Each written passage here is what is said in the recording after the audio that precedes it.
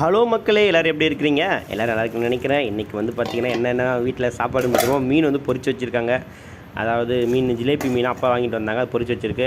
அங்கே வந்திங்கன்னா பார்த்திங்கன்னா முட்டை பொரியல் மாதிரி பண்ணி வச்சுருக்கு. நல்லா முட்டையை உடச்சி ஊற்றி நல்லா கிண்டி அது ஒரு முட்டை பொரியல் மாதிரி வந்துருச்சு. அடுத்து பார்த்திங்கன்னா கோதுமை தோசை சுட்டு வச்சுருக்காங்க.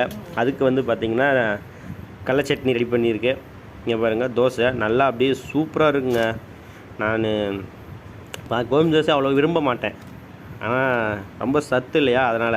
இது வந்து பார்த்திங்கன்னா தக்காளி சாப்பாடு பக்கத்தில் கொடுத்தாங்க, அதை வந்து நான் கொஞ்சம் போட்டுட்டு இந்த முட்டை பொரியல் நான் தாங்க பண்ணேன். அதாவது குழம்பு மாதிரி வச்சு குடமிளகா இதெல்லாம் வச்சு நல்லா முட்டையை உடச்சி ஊற்றி நல்லா கிண்டுங்களா, லைட்டாக தண்ணி ஊற்றி அப்படியே சூப்பராக வந்துடுச்சுங்க. நீங்களும் அந்த மாதிரி ட்ரை பண்ணி பாருங்கள். ஆனால் நான் வீடியோ எடுக்கல, நெக்ஸ்ட் டைம் நான் உங்களுக்காக அந்த வீடியோ எடுத்து அனுப்புகிறேன். நீங்கள் பாருங்கள், கோதுமை தோசைக்கு கடலை சட்னி எல்லாமே சூப்பர். இப்போ எல்லாத்தையும் ஒன்றா வச்சு நம்ம சாப்பிட போகிறோம். இங்கே பாருங்கள், இந்த பக்கம் பொரிச்ச மீன், தக்காளி கோதுமை தோசை, அதுக்கு சட்னி, அதுக்கு வந்து பார்த்திங்கன்னா முட்டை பொரியல் அப்படின்னு சொல்லி சூப்பராக இருக்குது. இது எல்லாமே நான் பண்ணல, நான் வந்து முட்டை பொரியலும் மீனும் பொரித்தேன். அம்மா கோதுமை தோசை சட்னி ரெடி பண்ணாங்க. ஓகே ஃப்ரெண்ட்ஸ், நல்லா இருக்கேன்.